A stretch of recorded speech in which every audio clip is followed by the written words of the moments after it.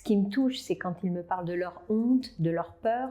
Ce qui me touche, c'est quand on n'a pas réussi encore à mettre réellement sur le plan de l'éducation nationale les réelles solutions.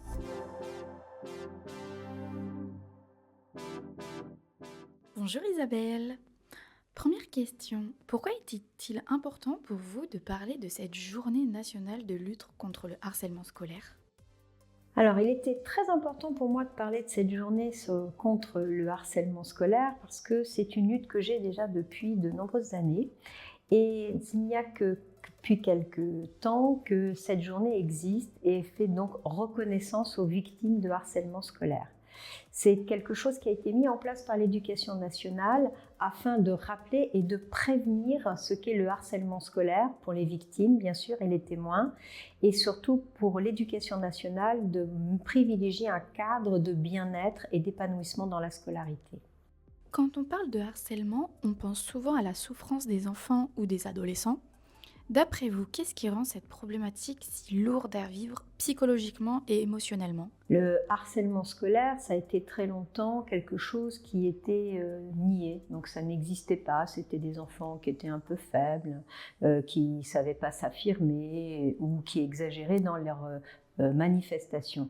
Ce qui est donc très problématique, ça a été de rendre la justice, de rendre crédible une vraie souffrance ressentie par ces enfants, qui sont dans la honte, dans la résilience qui n'est plus appropriée, dans les peurs et les terreurs, et dans une incompréhension totale face à l'adulte qui ne les entend pas.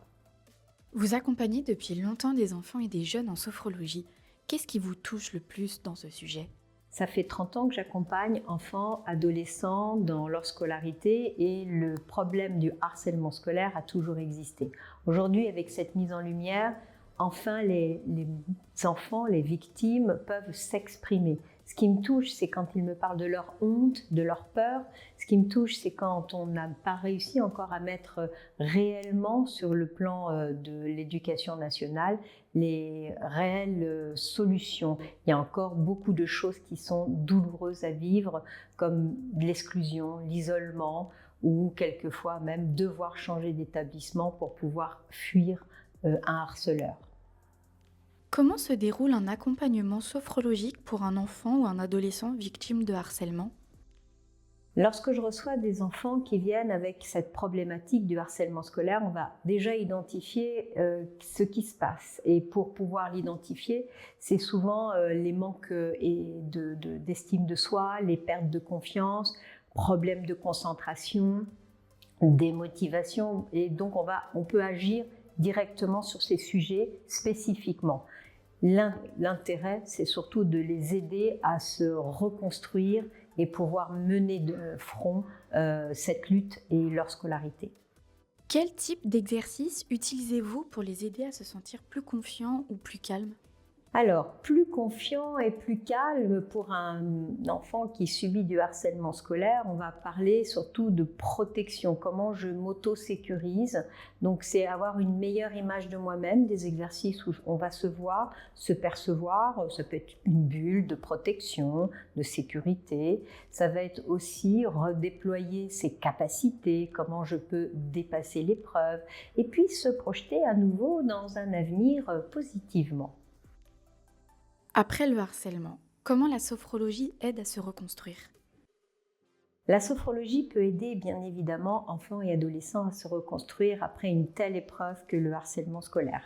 Mais là, c'est beaucoup de temps, c'est une mise en place qui est un cheminement vers son existence. De quoi ai-je besoin? De quoi ai-je envie? Et c'est ce travail d'affirmation de soi, de reconnaissance de soi, mais aussi de prendre appui sur cette expérience pour en faire une force et puis pouvoir se projeter d'une manière extrêmement positive dans ses libertés, dans ses responsabilités et retrouver cette confiance profonde dans la vie. Avez-vous un souvenir ou un exemple, sans détail personnel, d'un accompagnement où vous avez vu une vraie évolution? Alors, il m'est arrivé tellement souvent de rencontrer ces enfants et parfois je ne savais pas toujours ce qui se passait après. Et là, j'ai eu la chance de rencontrer une jeune fille qui est atteinte d'autisme Asperger, c'est un syndrome, quelqu'un qui est donc très vulnérable et qui s'est trouvé aux prises avec une jeune fille et tout un groupe qui était classe. Cet enfant s'est vu devoir se justifier, alors que dans cette problématique, on ne se justifie pas. Tout est très naturel et sans mensonge. Et donc, elle s'est complètement décomposée, perdue, démotivée. Aujourd'hui, elle a passé son bac. Elle est en formation pour devenir comptable, expert comptable. Elle a fait l'expérience professionnelle du stage en alternance. Et la révélation, entendue, comprise, bienveillance auprès de l'adulte qui l'a totalement remise en place dans son existence à venir. Pourquoi est-ce essentiel de rappeler qu'on peut toujours retrouver confiance et calme après avoir été blessé?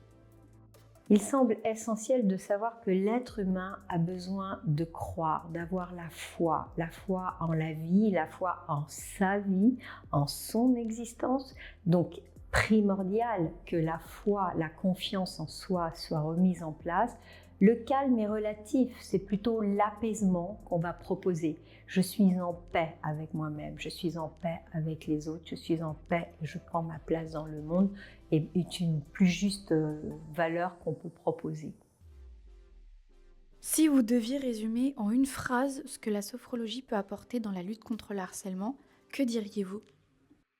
Une phrase pour définir ce que la sophrologie apporte au harcèlement scolaire, c'est un peu court, mais ça serait de pouvoir savoir qu'il existe des outils de dépassement et de reconstruction.